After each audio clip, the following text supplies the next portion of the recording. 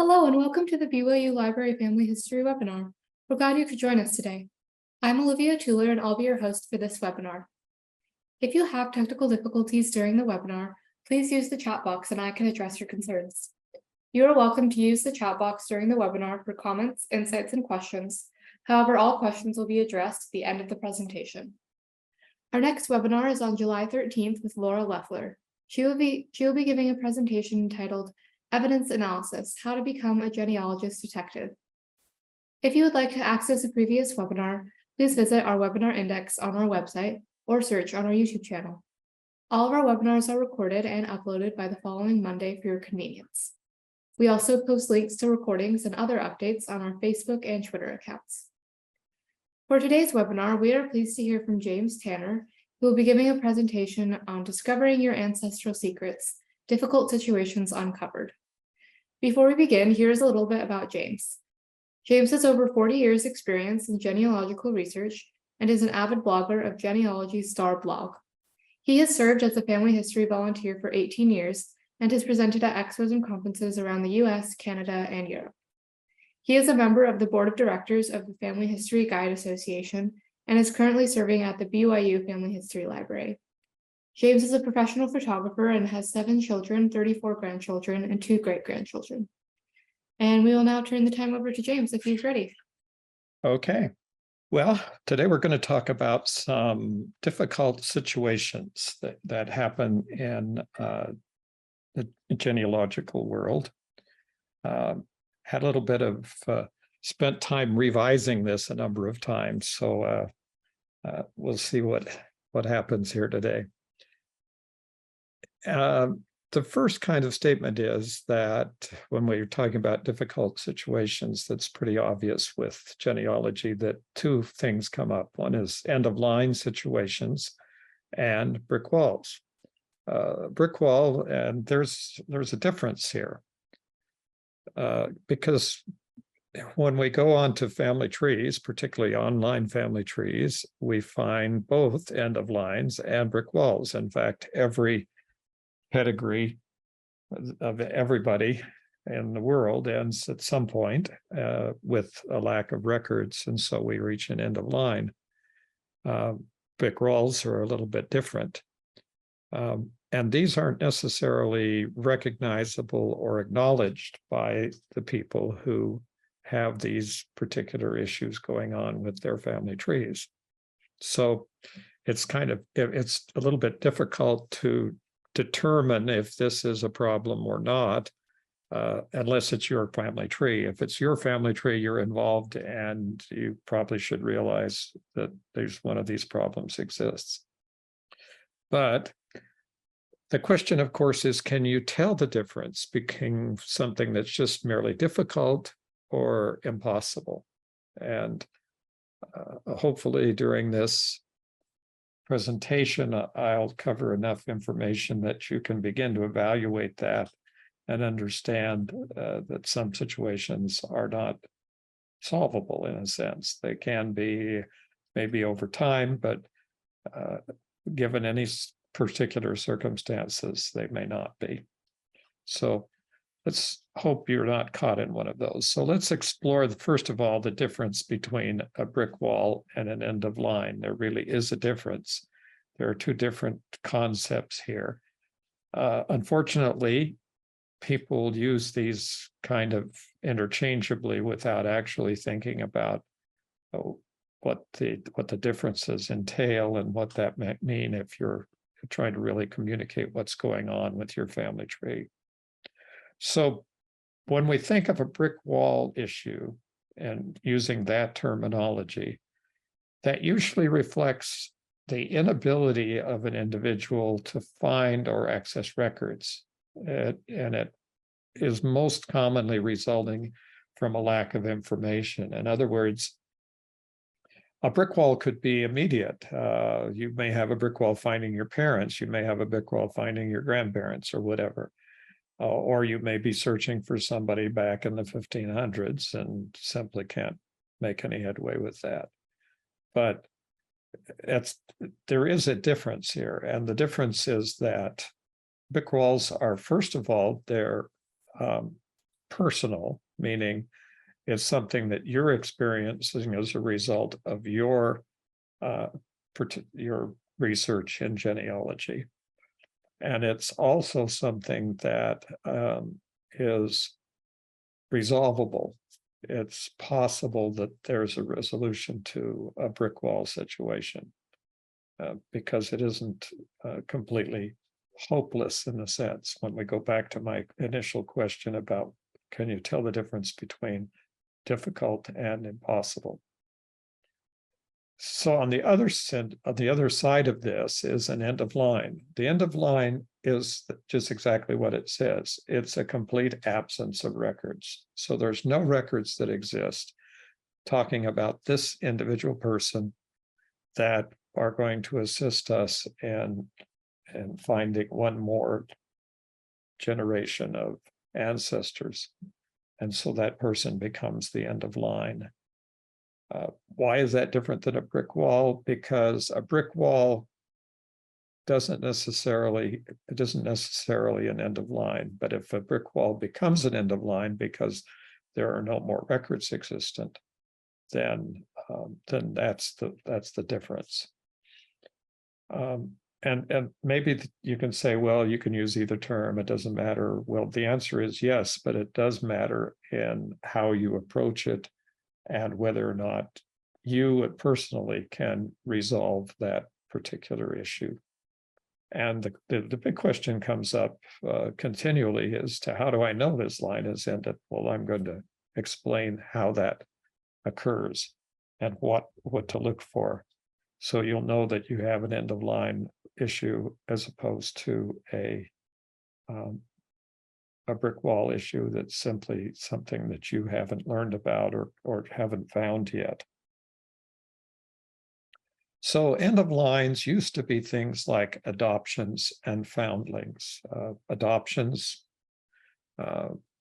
always create problems, and especially in the last 100 years or so, more than probably around up to 150 years in the United States, because the laws changed over that time period and made it harder and harder for people outside of the adoption itself from having records. And even the adoptee, the person who was the adopted person, had tremendous legal barriers placed in preventing them from finding out information about birth parents. And it was a very difficult and sometimes very expensive process to try to get through who were the birth parents in this particular adoptive situation. Foundlings, on the other hand, left on the doorstep like this poor artificially intelligence generated baby here, is another story, because there was no way of knowing who the parents were, generally speaking. Doing a little bit of detective work on occasion, especially if the place where the person was left, like a church or something like that, they may actually know, or could be possible to find out. But not too many, but from time to time when I deal with someone who has an ancestor relative who is a foundling, the issues are pretty particular. But there's another set of problems out there that are similar. And the reason why they're similar is because they both lack a physical verifiable connection with the origin of it, whether it's an adoptee or whether it's a foundling or whether the person is an immigrant. So the last few years, almost 98% of all the help I've been giving people is on finding an immigrant. And so the immigrant issue is, generally speaking, resolvable only if you were able to identify the place of origin of the immigrant. And that isn't always possible. And sometimes it is very, very difficult. And this and I would guess that the vast majority of end of line situations in anybody's individual family tree is an immigrant. from someplace to someplace else. So that's really what happens with that. But there's another third category of challenge, and the third category of challenge is a person who just mysteriously disappears from every record on Earth. So we have to assume that the person disappeared for the reason that they died someplace where their body was not found, or they never knew that the person had died, or they changed their name and refused to ever contact their family again, or they were lost at sea, or any number of other things that could have occurred that has a person. And from time to time, I have helped people and have had this situation. I have this situation in my own family lines, where a person just seems to evaporate from one record to the next. So what we have today, and the way to resolve all of those things that I've just talked about, whether it be a foundling or an adoptee, or someone who just disappears, or an immigrant without a homeland or place where we can identify where they came from to begin doing research.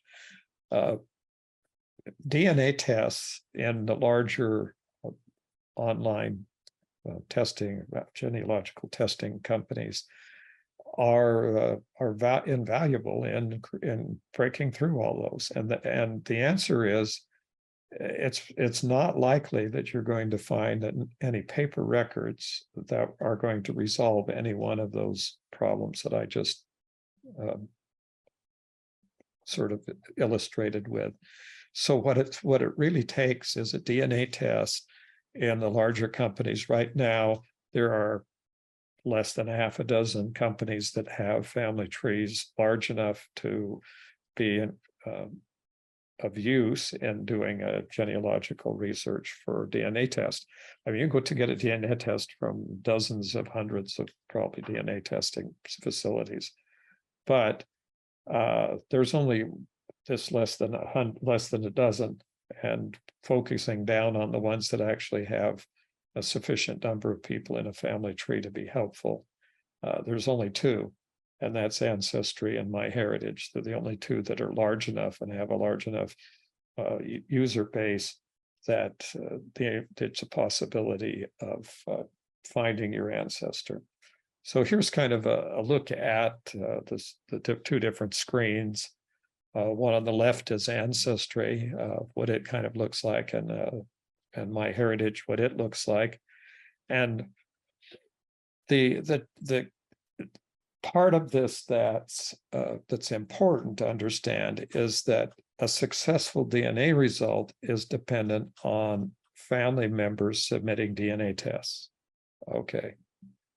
So the larger the database, the larger the family tree connections of these two, for instance, these two online websites, is the better chance that you'll find relatives on the line that you're looking for, where that person is person. And the stories that come out of both Ancestry and MyHeritage constantly are talking about people who have found their parents that they didn't know they were adopted, and now they found their parents, or they find out that their parents that they have are not the parents, and it was somebody else, and there's some circumstances going on, and those kinds of things. But because those examples exist, and because there's the very fact that the stories are being highlighted in the news indicates that this is the valuable way. But what basically isn't covered is the other situations, and that is the foundling situation. You very seldom hear about that in the news, but there are valuable ways to in DNA, when you begin doing DNA, to determine who you are if you're the foundling, and because taking a DNA test with preferably both of these companies and using the information from both companies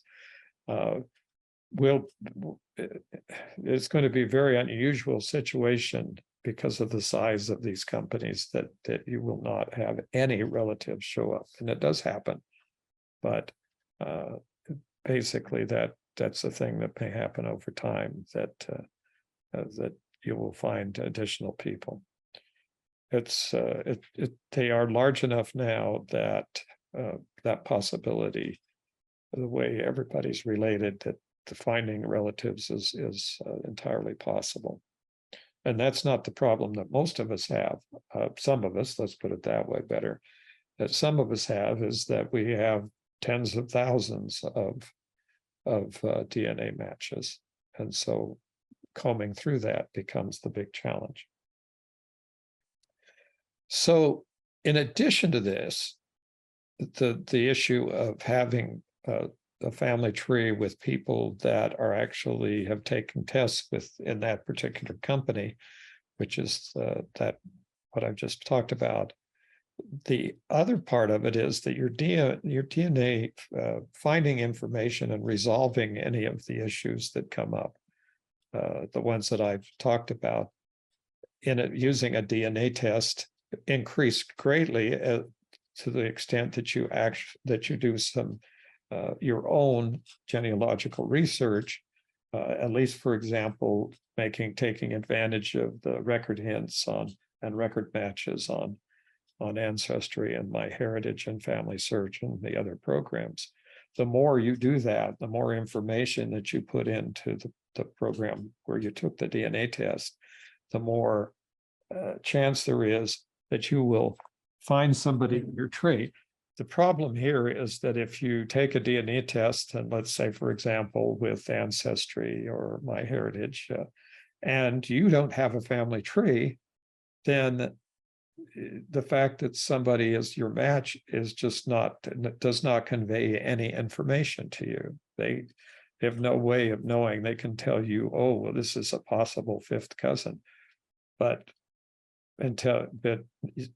how are you going to talk to somebody and determine how you're related if you don't have your family tree available and for reference? So it's interesting because only a fairly high percentage of people who have the DNA tests on both Ancestry and MyHeritage do not have anybody in their family tree on either program. So it's interesting because without the family tree connection, the DNA test is merely some, kind of a minor entertainment value, because it isn't going to answer any of the questions that could be answered with the DNA. And the analogy here is that increasing your genealogical research is like water in the desert. You only produce things when you actually water the desert. You don't usually get any food or vegetables out of the desert without a lot of water. And that's what you have to do with the DNAs, is spend the time doing the genealogical research and then using the DNA test to resolve those issues that you are otherwise unsolvable, as I've mentioned.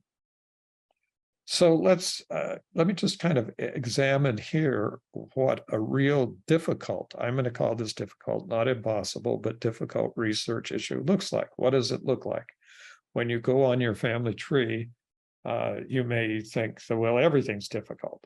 Well, let me show you an example here of what it would look like as what a real difficult situation looks like. And this person is Charles Parkinson. He's in a parish in England, Upwood with Great Raveley in Huntingdonshire. And he died in 1767. His wife is Empress, and she's deceased, obviously, and no parents on the family search. This came from the family search family tree, so there's no parents on the family search family tree.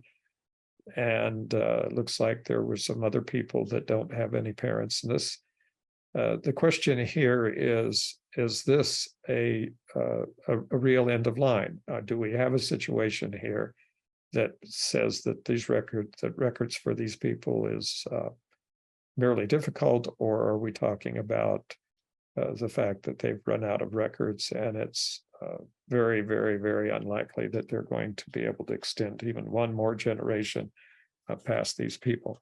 What about the date here? The marriage date in 1743 indicates you're getting pretty close to that kind of transitional date of around 1700, when records begin to disappear rather rapidly from all over Europe. That there are fewer and fewer records, and so you're kind of into the area where it would not be surprising that this was an end of line. And one of the other questions to ask, and perhaps it isn't even known, but I can bring a little bit of information to this family line, and I can tell you that these people were not rich, and they were not famous, and they did not live on manors, and they did not have probate estates. They were mainly tenant farmers, servants in manor houses, and they were just one half step, most of them, away from the poorhouses. And so there's not a lot of information about these people. So the thing that's happened with Charles Parkinson here is that there are three sources. Now, why are we interested in this? Well, obviously, if this person is in my family tree, and if I go back briefly back here, his children must be one of my direct line ancestors. So they must have a child, one of their children, who is my ancestor. And so the question really is Charles Parkinson my ancestor? Because of what we need to find out. So when we look here, we find out that the first one record is a burial, and Church of England burial records generally do not contain information about children or parents. So there's nothing here. There is a first name of the spouse, and there's an event place and a burial. So this is some of the information. Another record here was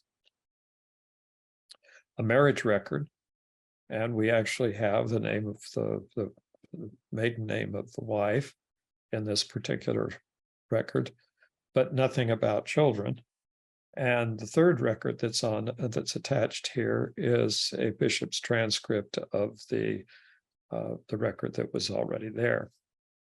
So this is not none of these three records have any information that about how this person was related to his children. Okay, so in this case, this Charles Parkinson and Ann Press have 4 children listed. So the question here is, does this family actually exist? Is this something that it's right there in Family Search? It appears to have dates. It appears to have some information about this is in my family line. And so what do I do about this?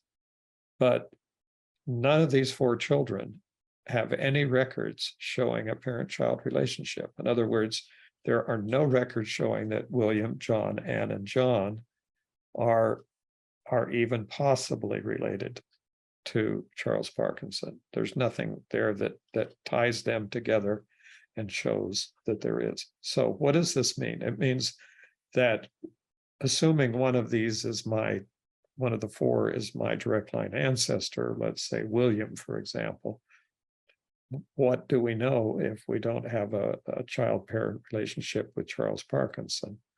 Well, first of all, we don't even know that if William is his name.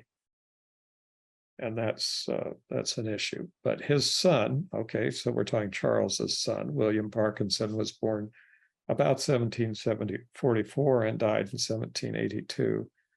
There are 4 sources attached here, and they are 2 marriage records and 2 burial records.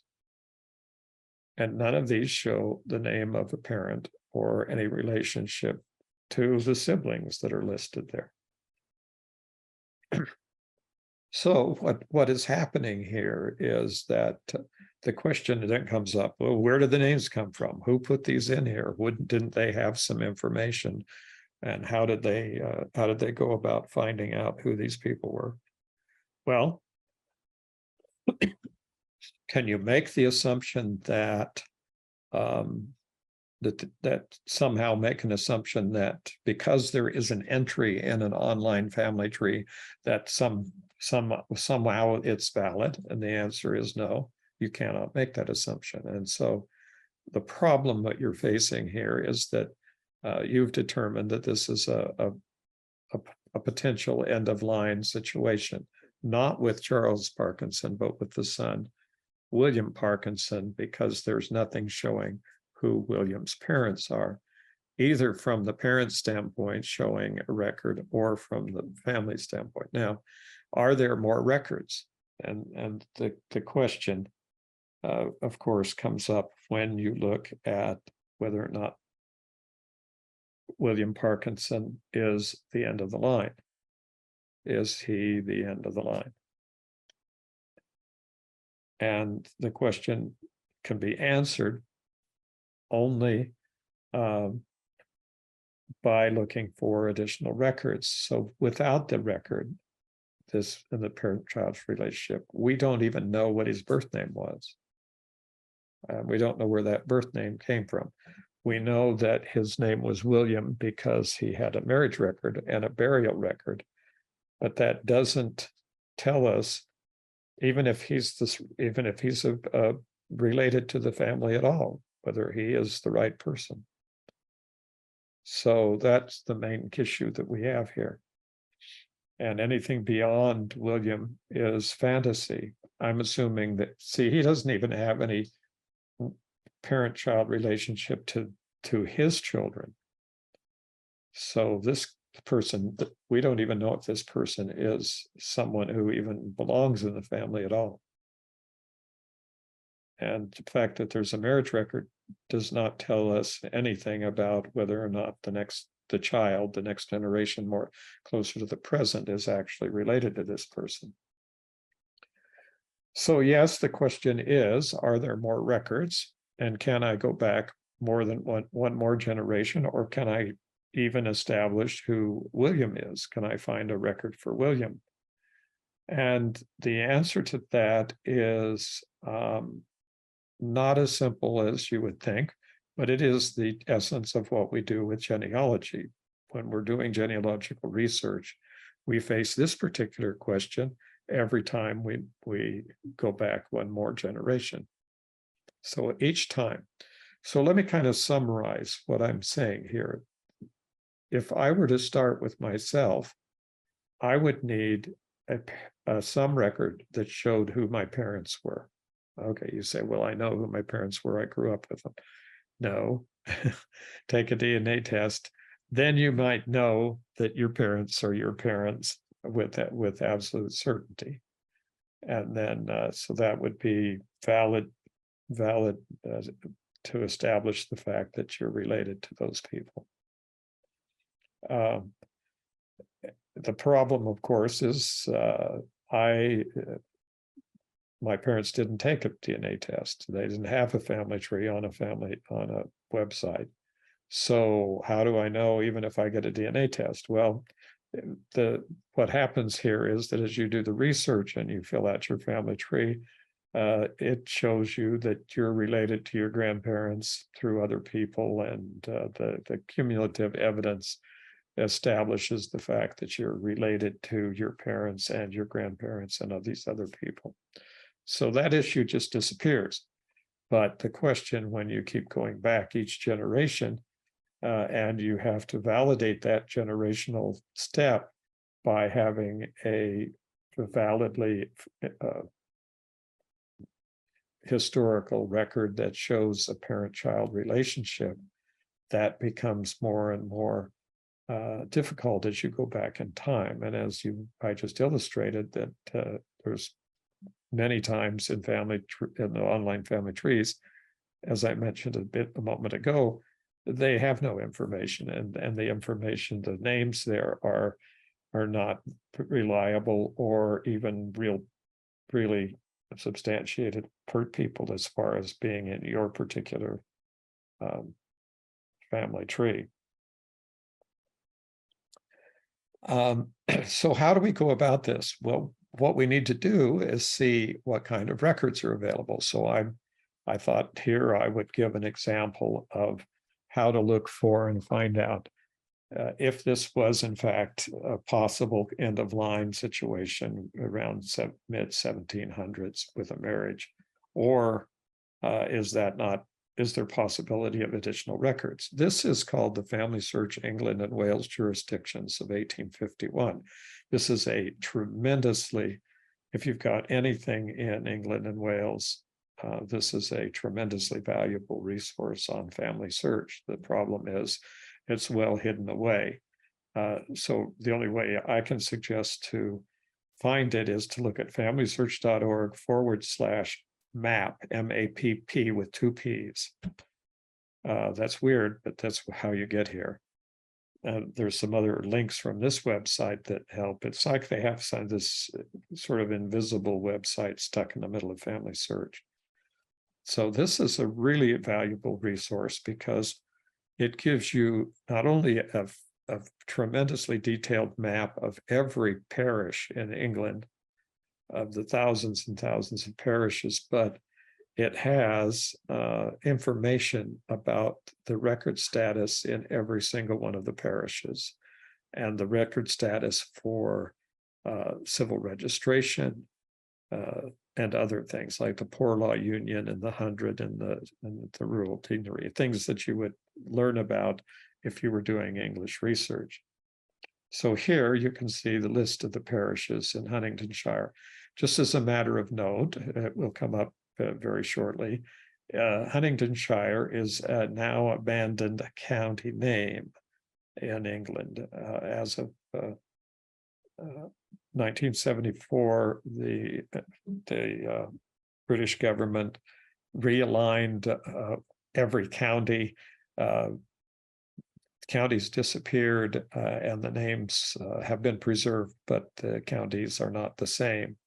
And Huntingdonshire disappeared, and it's now Cambridgeshire, which is the county just to the east.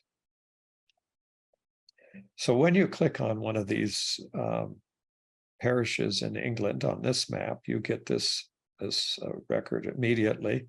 And this record tells you that in Upwood with Great Raveley, where these people were the area from which they were located, you have parish registers from 1558 and bishop's transcripts from 1604.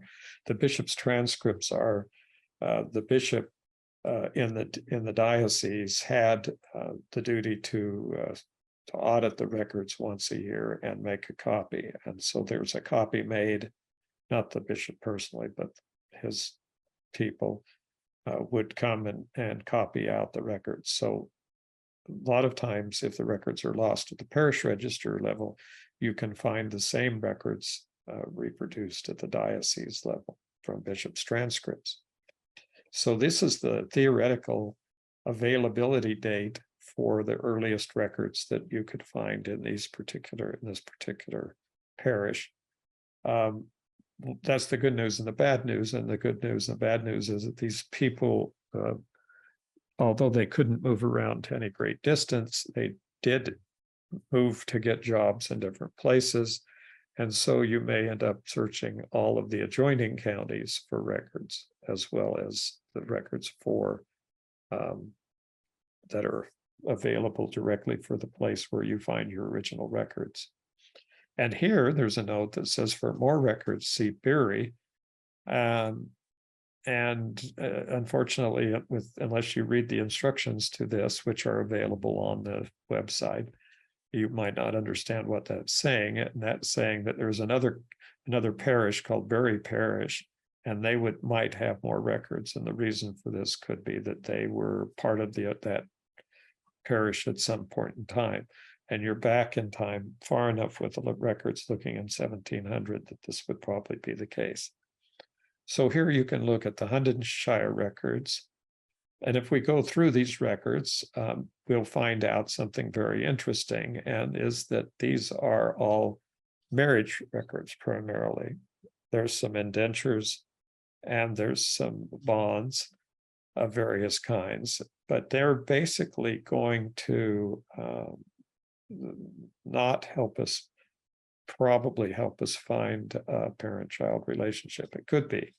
So it's important when you're stuck in one of these kind of situations that you search all the records that you can that might be at the time period, because you don't know that your ancestors didn't fall into to one of these categories and end up here. So here's more marriage records that are available here too. And when we get to this point, the indexes are not yet available, and so the records are usually not indexed. The only way you would have an index is if the priest who was creating this record put a record at the beginning of the end of the actual record. So it's a search page by page situation, and all I can say is, yes, we have done this, and yes, we continue to do this for records frequently. And even though the amount of records that are available and not only digitized but indexed grows immensely, there's still a lot of area where we still are looking page by page. So here's what we would be looking at on marriages, but we already have some references to marriages. Somebody found those records. And so that's not going to be helpful. But the key here is you never know if that's all marriages on that record. So it's a good idea to look through big collections of records like this to make sure that they didn't just throw in some some christening records and some burial records on just because they were mixed in here. And that might not be reflected by the heading on the records. So there are only marriage records apparently, but we would have to see about that. So if we continue to look, we'll see that there's this is Barry. This is the one that I mentioned that recommended that we look at, and we see here they go back. The parish registers go back to 1561, and the bishop's transcripts to 1604.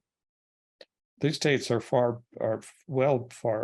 enough back that there should be or could possibly be records for the people who were married in the mid 1700s. So here's some records more in the catalog. And if we look and we see again that there's a problem, and the problem is that it's marriage records.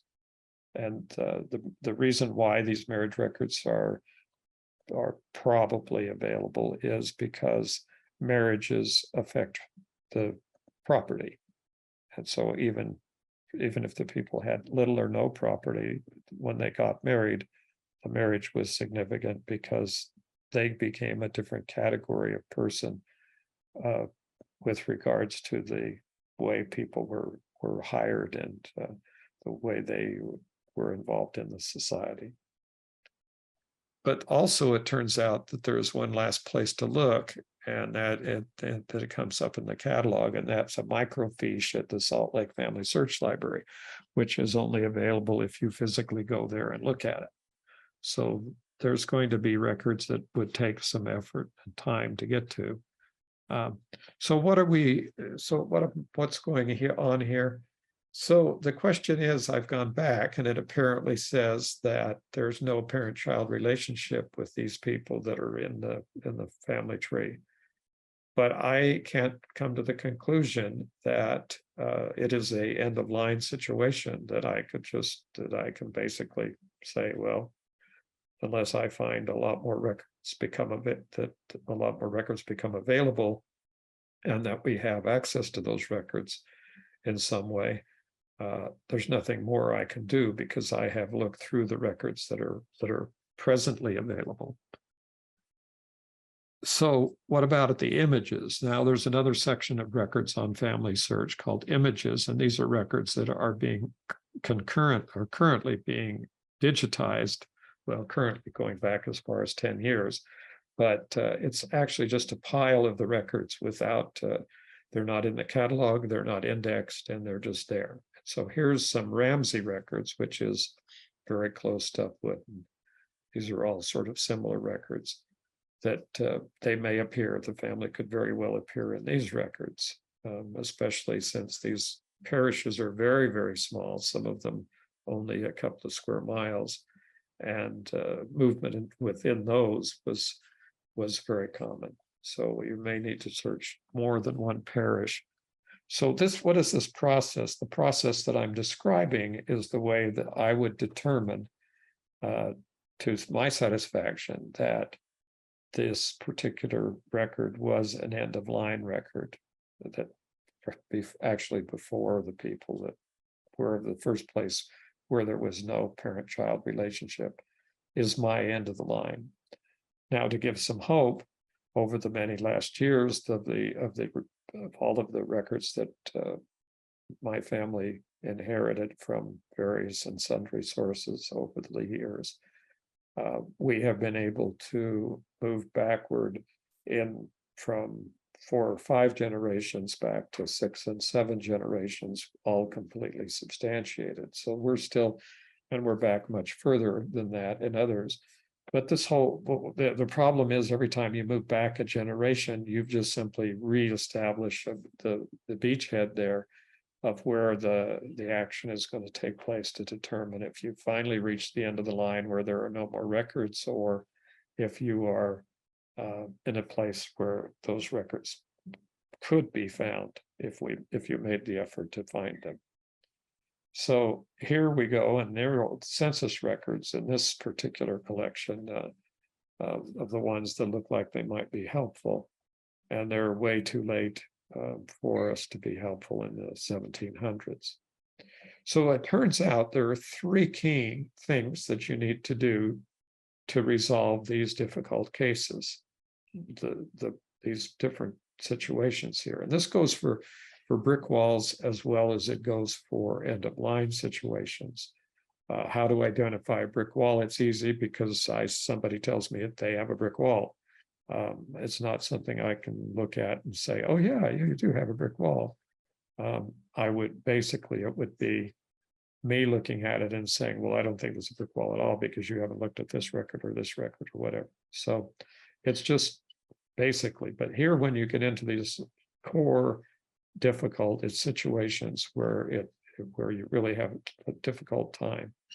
So make sure you have some reason for believing what is not supported by a record of a parent-child relationship. In other words, do we have something else like family tradition or whatever that would tell us that the next person past the point where there is no parent-child relationship is somehow accurate, or that these people actually existed, and that's where their name, those were their names. So this is the problem that we have, the first level. So we really need to analyze it and say, do I have anything that tells me that there's any reason why I should believe this? And the answer is probably no, because there's no records that substantiate it.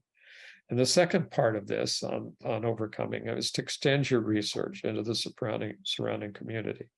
When we called it cluster research, and particularly what I've been mentioning is that the small parishes in England, you need to go out to about 6 miles, and I go out to 10 miles and see for sure that there aren't any records of these people, that they just happen to go to be born someplace that was not already substantiated. So what you're doing is you're looking for additional record collections. You want to find out if any of the records were actually kept in that county. And the answer comes back is that we already have information by using the 1851 map from Family Search that yes, there are probably records for this county. So where do we go to find those records? And every time we get into a situation, whether it's the original difficult ones that need to be solved by DNA testing, or not solved, but at least possibly solved by DNA testing, the research needs to focus on finding additional records. And here's a few sources, for example. These are just example sources that were in the area of these, the examples I was giving of the people born in Huntingdonshire. So here's a free genealogical website list of kind of records to free parish registers, and the records that are possible that are available. Ancestry.com is also a good resource for English records, and it should be an adjunct to any research you do on Family Search or on MyHeritage or any of the other large websites. This is the one that focuses on British Isles, and that the answer would be different depending on where your people were coming from and where the problem would be. There's what's called the UK BMD, that's birth, marriage, and death records. And this is the section on Huntingdonshire and the records that are the classification of the records and where those records are located. And then there's GenUKI, which is has another long list of information about the records that are available for Huntingdonshire. Find My Past is the British company. And if you were doing this British research and you were stuck with this person in at this point in 1700s, this would be a natural place to go to see because of the millions of records that they have. And you can see what I'm saying is that if you were working down through all of these different websites and the records availability, that you may find that there's still records in the parish itself. In other words, you may need to go to the parish and look at the records yourself if they are not in fact digitized and available on one of these record sites that I'm going through. There is a Huntingdonshire Family History Society. And the interesting thing is this is where the fiche that I mentioned earlier that's available in the Salt Lake Library. These fiche are for sale, and you can buy the records. You can see the price over there on the right-hand side. That is a way to get additional records, and that's a microfiche. Now, the good news, if you get the microfiche, you've got to come up with a microfiche reader. And we still do have those in the library, BYU library, but you may find that to be something a little bit difficult to find today. It's not as easy as it was a few years ago. There's the Huntingdonshire Archives, and the important thing about should understand about my list of records here is you're saying, well, I'm not interested in Huntingdonshire. I don't have any ancestors in Huntingdonshire. So why would I care if all these records existed? My answer here is I'm using this as an example, and I'm saying similar search for records in other places around the world will probably turn up the same kinds of records available that are not the same ones that you would see on Family Search and Ancestry and the other big websites. Like those fiches that they're selling, that's their product, and they're not going to put that on Family Search. So Cambridgeshire County cycle, now this is the change in the name of the county. And so here's the archives. And they have lots of additional records. And having worked for some time in an archive, I am very well aware of the fact that not all the records in all the archives have been digitized at this point. And so it would be they're ongoing projects, but there's still a reason to go look at and see if there are additional records. So we're kind of get to the rule. One of my rules of genealogy is that there are always more records. And the reason why I say that is because it's very seldom that that a researcher in the genealogical community would be able to spend the time and have the resources. It does happen on occasion, but to spend the time and the resources to focus on just one person enough to be reasonably assured that there were no more records available. And although I've had a lot of genealogists over the years say that to me, no, there's just no more records available. I guess I respectfully disagree on almost all of those occasions when people tell me there are no more records. So we can go on further and further with this, but that's enough records. But the point here is that when you get to these positions, when you are in a situation where you have records where you have people who have no parent-child relationship, whether it's a foundling, an adopted person, someone who the little bit different situation when you have somebody who disappears off the face of the earth, and you've got situations where other situations where people you have a great difficulty finding. They change their names, they fail to contact any of the relatives. Nobody knows who they are, where they are. But when you're all in these situations, all of these things that I've talked about, the processes of getting DNA tests, going through the process of evaluating whether you have an actual end of line situation or it's a brick wall situation where additional records are possibly available. That's really the whole summary here. That's what we do as genealogists, and I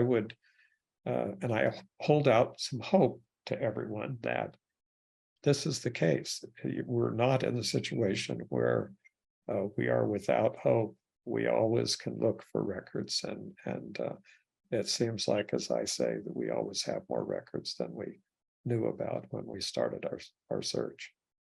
Okay. Well, do we have any questions here? Not yet, but we can wait a few minutes. Put them in the chat and we'll see if there's anything you want to ask about.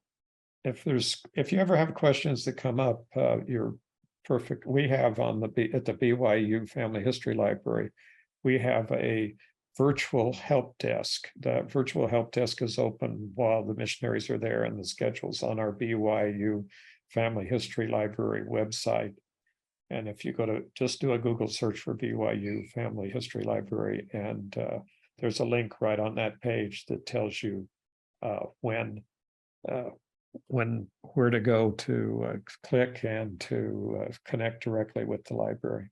Perfect. We'll go ahead and close. Okay. Thank you so much, everyone, for joining us today. We hope you will join us for our next webinar, which is on July 13th with Laura Leffler. She will be giving a presentation on evidence analysis, how to become a genealogist detective. A recording of this webinar will be made available next week. You can view that on our YouTube channel or on our website. If you have any comments or questions, you can always email us at fhl_webinars@byu.edu or follow Facebook and Twitter.